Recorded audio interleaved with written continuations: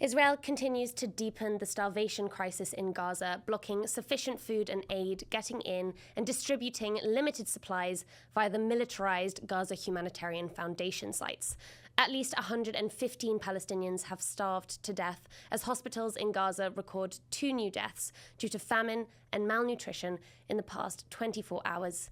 Authorities warn the death toll will only rise, with aid access still severely restricted and entire families going days without food.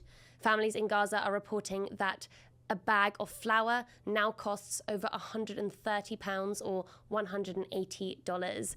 This is a bag that would cost around £4 in the UK. The government media office in Gaza says that more than 500,000 flour bags per week are needed in Gaza to avoid complete humanitarian collapse. International news agencies have called on Israel to allow journalists in and out of Gaza, as they say their journalists are, quote, increasingly unable to feed themselves and their families.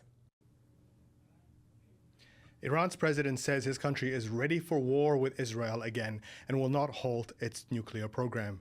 In an interview on Wednesday, Iran's President Masoud Pezeshkian made clear that Iran will not halt its nuclear program, but insisted they were developing it for peaceful purposes. Iran has maintained for decades that its nuclear program is used for energy and medical reasons, and that it has cooperated with the International Atomic Energy Agency, or IAEA, since 2005. But that changed following the outbreak of war with Israel and the US bombing of its nuclear sites in June. In response, Iran's parliament voted to halt its collaboration with the IAEA. Iran's president rejected claims by President Donald Trump that its nuclear program was destroyed in the strikes, saying that his country's nuclear capabilities were in the minds of its scientists and not in their facilities. UK MPs are pushing for a full embargo on arms exports to Israel, for recognition of a Palestinian state, and for the Prime Minister to take a stronger stance, pushing an end to starvation in Gaza during his state visit to meet Donald Trump on Friday. MEE's senior investigative reporter Dania Akkad spoke to one of the dissenting MPs, Labour's Emily Thornberry, who sits on the House of Commons Foreign Affairs Select Committee. Thornberry is urging Keir Starmer to use some of the UK's political capital to get Donald Trump to pressure Benjamin Netanyahu about Israel's actions in Gaza. She says she is pushing for the UK to recognise a Palestinian state as soon as next week. To see it as a first step towards Britain getting back into the ring and saying, right, let's play our part in, there are so many countries in the world who want to be involved in ensuring that there is a proper peace settlement, the Arab nations we know have been really proactive in this, but I think it helps to have some Western countries involved too.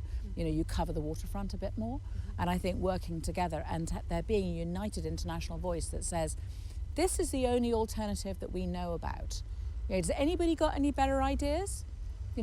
And because you don't get anything serious out of Israel. We've tried, we've talked to many people. You don't get anything serious. And I just don't think that that Donald Trump and his entourage have really stopped and thought about it sufficiently well. But we can.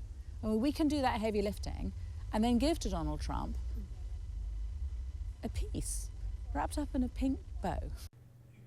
It comes as nearly 60 British MPs and peers signed a letter calling for a full embargo on arms exports to Israel and for the government to be more transparent about the licenses it grants for military exports.